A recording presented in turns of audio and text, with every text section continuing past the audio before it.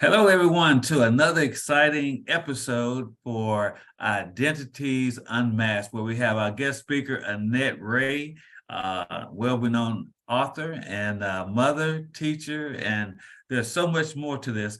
But before I go on, I just want to do a screenshot of the book so that you can, if you notice, she has a background that's right behind her. So I'm going to go ahead and show y'all what the book looks like.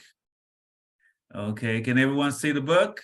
Okay, as you can see, it is Identities Unmasked, and it says real heroes don't need masks. And so what we're going to do as we get started, we have a couple questions for Annette. And this right here is well, one of the first things is that how did you choose the characters for the book? Well, I'm Gregory. I'm glad to be here today, and thank you again for inviting me to your podcast. And the characters for Identities Unmasked is actually revelation. Now, what I mean by revelation is, here's a story behind the book. I taught students, of course, for 20 years, raising 4 children, watching my community, the Black community especially, growing up around me, and then growing up with my children. I just felt a need to communicate Christ on a level that would be entertaining for young people. Not just Christ, but the entire God experience, God himself. And from a child, I would have always, from a child, been enamored by the Bible and God and everything spiritual. And as I was, I carried that into my adult life, listening to Christian music, gospels, praise and worship, watching movies. I love movies, but especially movies that were high quality, that was action movies, that also had a strong message to it. I enjoy everything God, prayer, worship, studying. But one thing that I enjoy that I feel like a lot of people don't experience is a relationship with God where I can actually hear God speaking to me. And that kind of sounds so weird to the non-Christian person, but he does. And Identities Unmasked has all through it themes, messages that relates to an experience with God. Well, are you basically saying, like, at first it was like when you went to the movies and you started, experiencing God as like this generation maybe see it as boring, like, but yet in your mind, how you saw building a relationship is more like on that movie theme, to where it doesn't have to be like that it can be exciting, that you have challenges, you overcoming. It has all those elements there to really get you going. And so that life isn't just blah. It, like being a Christian, it has pizzazz, it has all those good things in it. And it sounds like what you're saying, you're trying to put all that so that people can experience that feeling that you had as a child when you served God and came to the knowledge of him. Is that something that you're trying to convey off in the book? Gregory, that's perfectly said. Because most young people, even my children, sometimes have the idea that God is just a ritual, a routine. And now the generation today feels that God is like just in me. He's in my heart. I don't really have to do all of that stuff that I think is important to developing a relationship with the Lord and getting closer to him. So for me, life has been an adventure with God. And I am trying to basically pull that out of my head and put it into a story. But I didn't first intend to write a nonfiction story. I intended to write a fiction story about God. It's going to be the story of God. Like you said, life is so full of wonderful experiences, but it's offset by a lot of tragedy, disappointments, unanswered prayer, things that really causes people to turn their heart, cold toward God. And in this story, it basically takes young people in different situations or scenarios of life, and how God, in spite of wherever they are, reaches out to them to take them on an adventure. And as I was going to say before, this was not going to be a fiction story. This was just going to be a nonfiction story of my journey with God. But a woman who was my first writing coach, as I enthusiastically expressed to her my desire to turn people's heart toward God, heart toward God.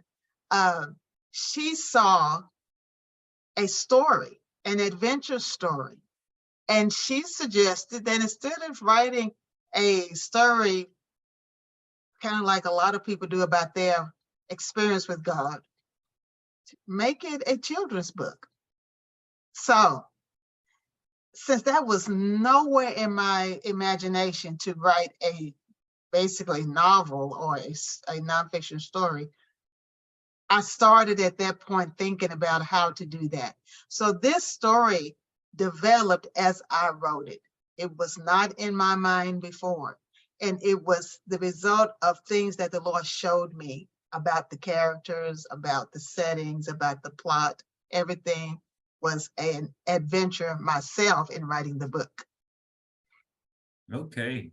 Well, I know that, just when I was reading through the book and things, it just grabbed me too, in terms of that. Imagine kids, I think we were talking about Adam, Aaron, Nas, Esther, and Catherine and Luther, the main characters that's in the book, how they walking down the street and a building is on fire, but the building isn't burning. I mean, it's like, what is that? And things, so it's like, it's bringing some supernatural things in so that it grabs people's eyes, not just like some kids walking down the street with their Bibles up in their hand and they going, praise the Lord. And they were going like, boring, like boring, and they, let's close this one up. Like, I've seen enough of that already, but they go like, Exactly. they go like a building on fire, and then they have the audacity to want to go check it out. I mean, like, wow. Okay. Yeah. So, go ahead and tell me more about, how you just start intertwining, teens that some of them had good parents in terms of a mom and some didn't. Mom, I think you had one that just had one parent. Is that right? Yes. Okay. The characters come from all different backgrounds. My target audience is primarily minority audience. So of course we do have characters who are Black. And Adam is the main character. I wanted my main character to be a male because in my heart, I think that a lot of the males lack identity, which is the reason why they're venturing off into different religions, into different lifestyles, into crime, into even sort of like a Black power identity that may not be exactly in their best interest. And what I mean by Black power, it's a militant, a defensive stance about who they are.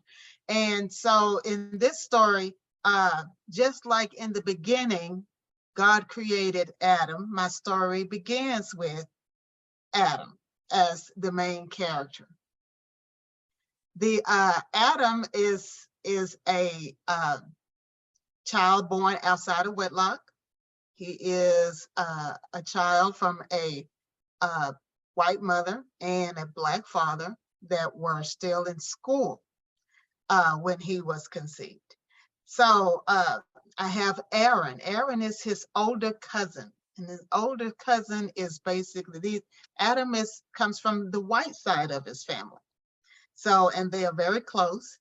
The books kind of describe this like problem that the family has when they discover that, you know, Adam's mom is pregnant, which is a problem itself, but then she's also pregnant with the Black child.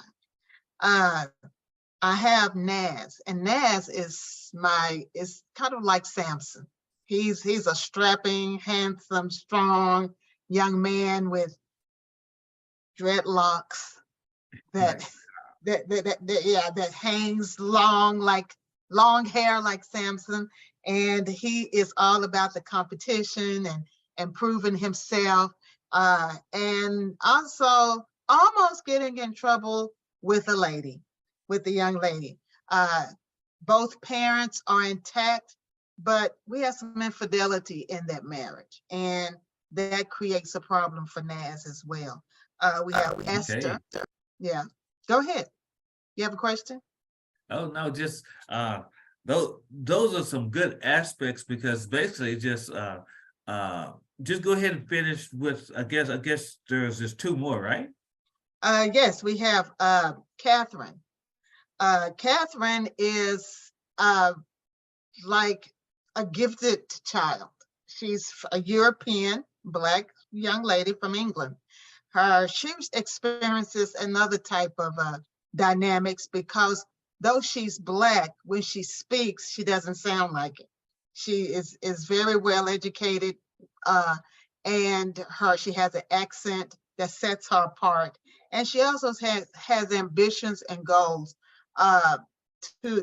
she has basically a calling on her life that she doesn't know she has, but she does lean toward leadership.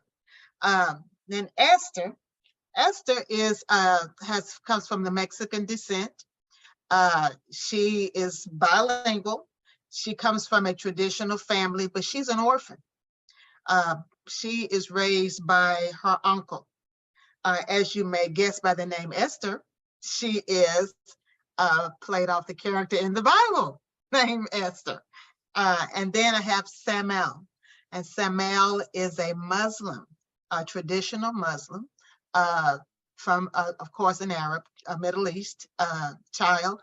And he is in the mix with this diverse group. That's why they are an unlikely group, because they are coming together from different backgrounds, different races, different experiences with their families, different beliefs.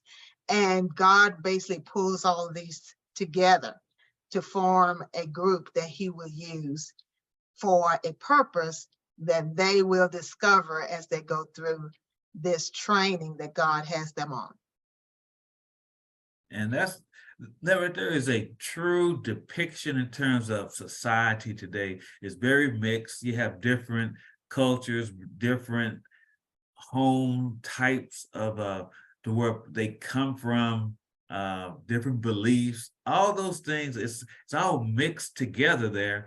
Because one of the things that I was looking at is that when it's talking about mass, that all those children, no matter where they came from, that they all had some type of mass. As you mentioned off in your book, it's the thing that hit me is that they have a mass of fear. I mean, like today, fear is running rampant. Religious traditions, it doesn't matter if they were Muslim, Christian, or whatever that it may be, they have traditions of religion that's holding them back versus seeing who the true God is. And you were able to hit that right on the nail. I think parents, you would really enjoy that type of thing, because you may be going through some of those things with your own kids, in terms of these masks where they were masks of self-righteousness, grief, just anger. Kids today are just angry. I mean, Yes. have you seen more of that going on? Yes, of course we do. And they have also, just identity issues, and that is they don't even know who they are. The number one uh, reason why children die today, teenagers, is suicide.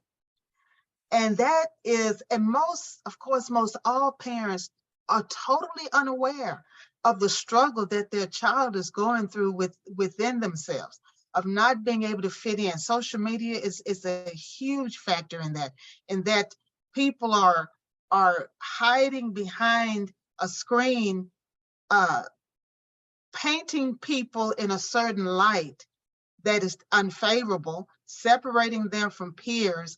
They're trying to fit in with people that they don't fit in with.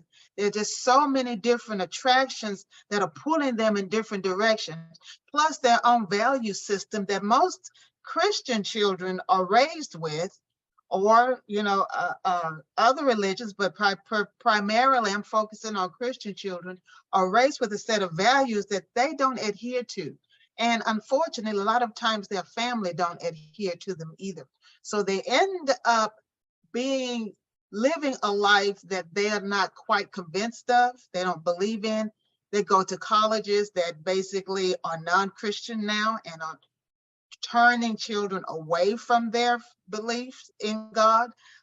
And this is a time of great uncertainty, family instability, financial instability. The hope for the future is dim there with those that are that are forecasting the end of the world in 10 years or in 20 years. There's just so many things that children are dealing with right now. And then with the internet, they not only have stimuli, negative stimuli from friends. Like in our generation, we dealt with our neighborhood and our close groups. Our children today deal with the world, children all over the country, all over the world, and how they feel about things. And it's just, I call it an unstable situation for young people. But when you get a core value that you can believe in, not like a fairy tale, but believe in because there's historical data for it. There is proof in archaeology. There's proof in ancient history, not just the Bible, but in ancient history books of the existence of the people in the Bible, the culture of Israel itself being here. There's so many evidences that God is a reality, that if children can get something to put their feet on, something to rest in that they can believe in, then they can start building on that foundation and have the equipment they need from the Bible. And it's so diverse. The Bible is very diverse, with everything from history to wisdom, to instruction, correction. Has plenty of analogies in there. I learned this one thing as a young person. I don't have to be around a liar to know that people lie. The Bible talks about liars and what to expect about them. I don't have to be around murderers to know that people will plot and scheme to kill you.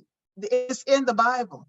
I don't have to be betrayed to know that people can betray me. In fact, when betrayal happens, then we know how to deal with it because it's already written in the Bible. And God, in all his wisdom, left examples of real life people, not people at their best, but people at their worst. And he redeemed them. He brought them back to himself. A long story over many years. God was in the process of bringing humanity to himself, reuniting himself with them, and helping them to form an identity that would take them through their entire lives with strength, with integrity, with victory, with joy, having fun, enjoying life.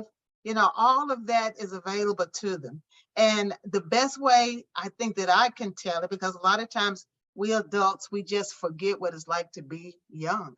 We forget about the mistakes we made, the way we processed information, the comparisons we made between the way our strict parents were treating us and the way we wanted to be treated. We wanted to be treated like the kid that could do anything he wanted. But as we grew up, we learned that our parents did the right thing and we appreciated them. So this book is kind of like to give teens, preteens, parents, grandparents an opportunity to step back from their life and kind of watch God work from God's point of view, because the main character in this Bible is actually God himself. So there's a battle in the spiritual world between the powers and principalities and rulers in the spirit world. And that battle's being played out in our physical world with these characters and the things that they're dealing with.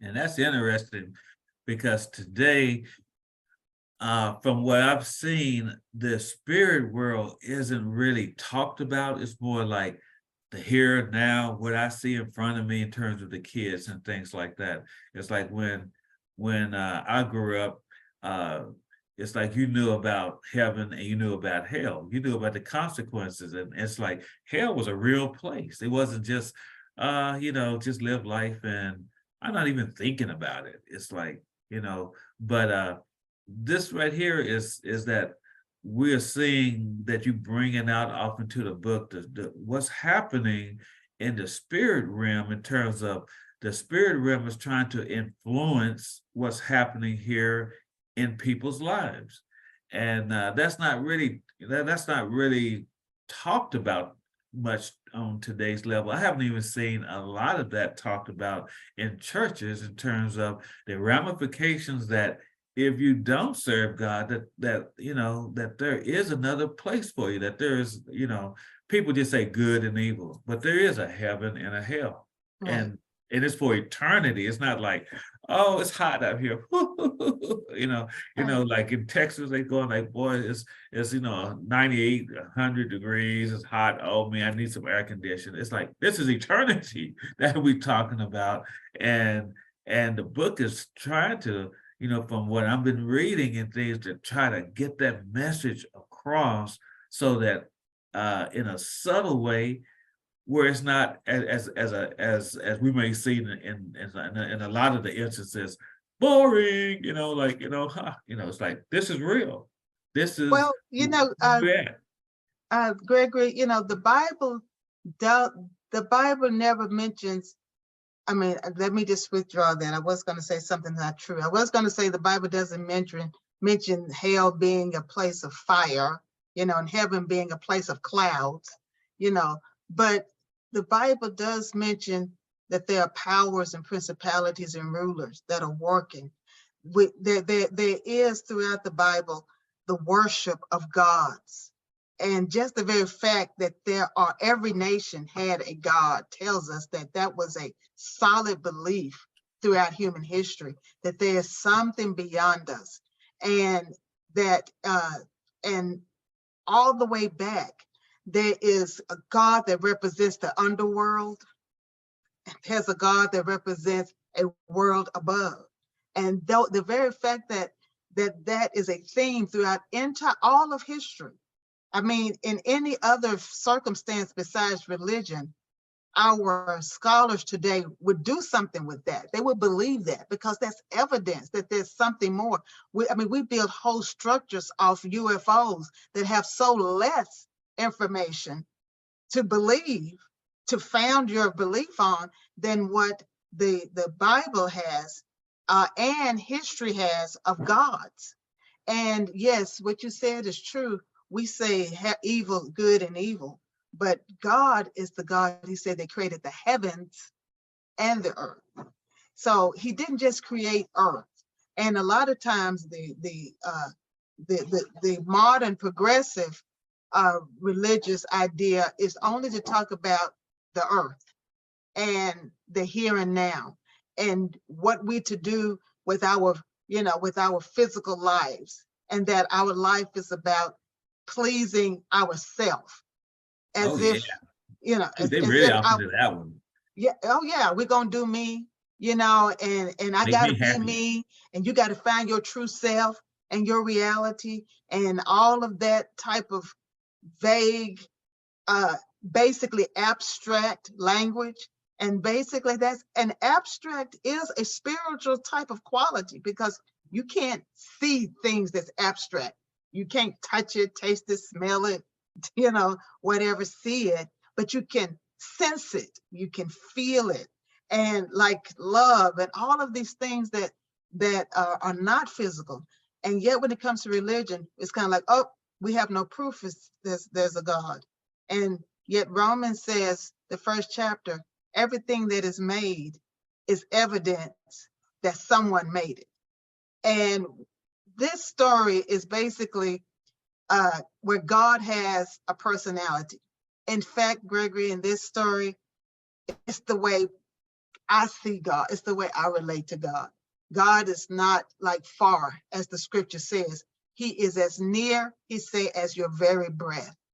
And it's because breath does mean spirit in the Bible. It's translated. Spirit is translated into breath. So he is near us. And there are things about us, even, and I can just go off on some things analytically, but I'm not one who just believes because somebody told me to believe. I've spent a lifetime searching out God and the knowledge of God. And you still end up coming to that same place. He has to exist. He has to exist on so many levels in so many ways. And my heart is that young people who are being attacked to strip out their identity, which is to me their value. Their value as a human being is being stripped out of them. Well, this is to put that value back in, so that if you're being teased, if you're being rejected, if you feel that you don't fit in because there are people that you want to hang out with that don't have the same values you have, you can still stand firm in your belief and not be intimidated, and also not separate yourself from people just because you're afraid that they may influence you to change your mind about what you believe. We are there to make a difference. We are here to make a difference. God put all of us in here together, just like you described earlier about we're all from different backgrounds, from different experiences, different things happen to, like Esther, her parents died. Like Nas, his parents had, extramarital affair, one parent's daughter, dated a black guy and got pregnant with him. And she's white. You have a Muslim that's very devout to his religion, and yet he's around all these Christians, and he has an experience with God himself, and he's got to balance that out and figure out, okay, what's real and what's not real. We have Nas that's just angry, angry because of a betrayal. We have all these different things going on, and we are bumping shoulders with people that are going through life, whatever their life issues are.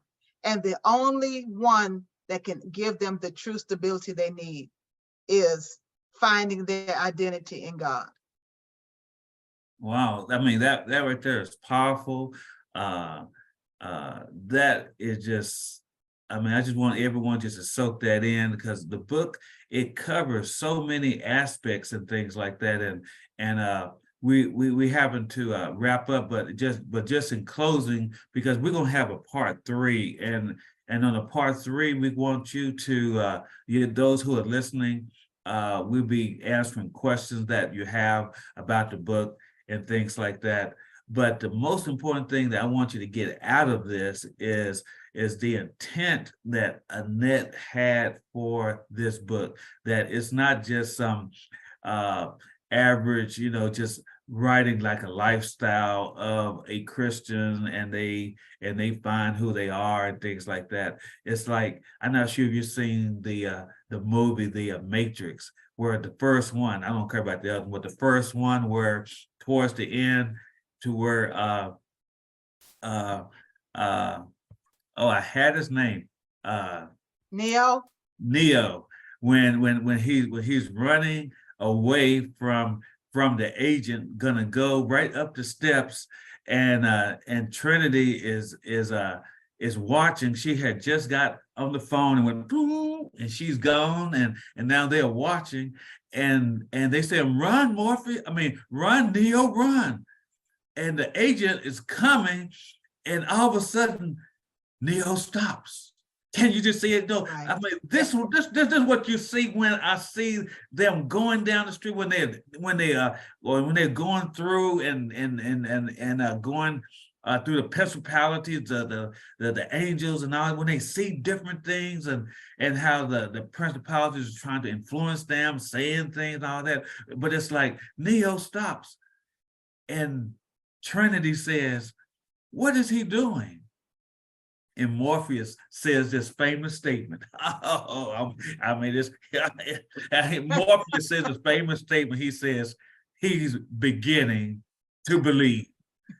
And Neo turns around and I mean, he's ready to go. And he goes after him, because belief isn't just saying, I believe, I believe, I believe, I believe. Belief is action. And he put action to what he believed, and he took on the agent. Can you believe that? And so in this book, you're going to see these kids not saying, I believe, I believe, I believe, and continue on this wimpy action or attitude. Or non-action, right.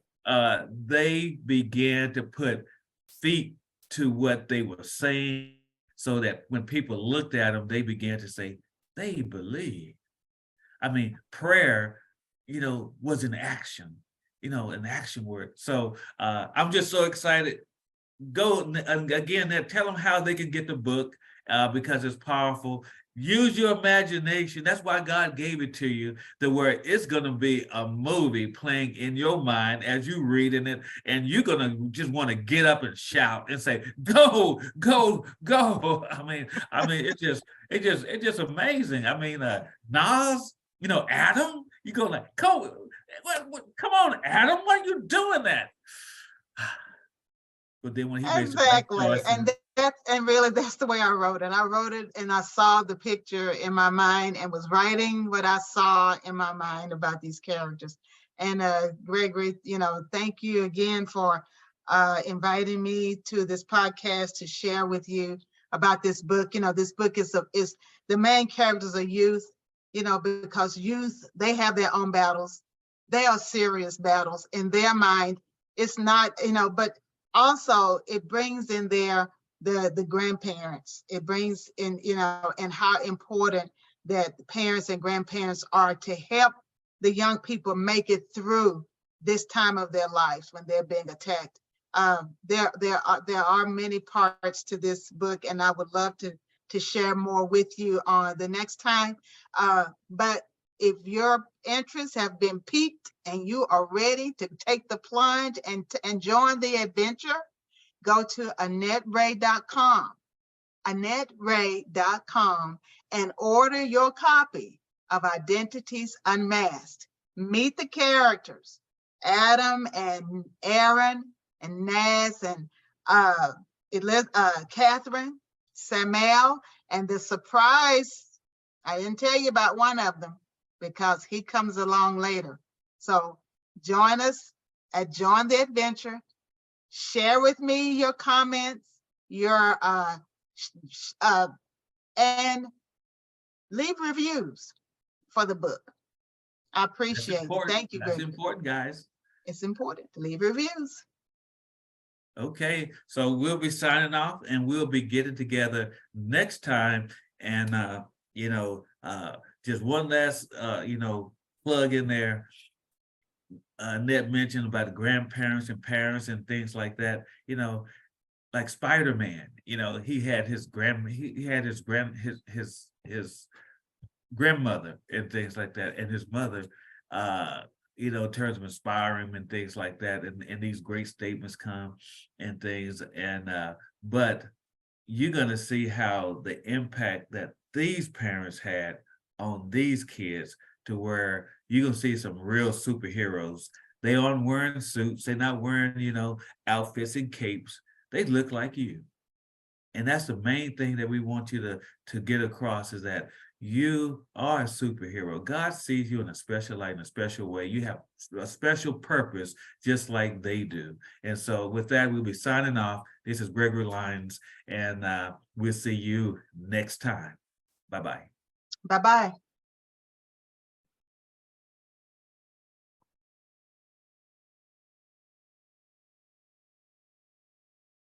Mm-hmm.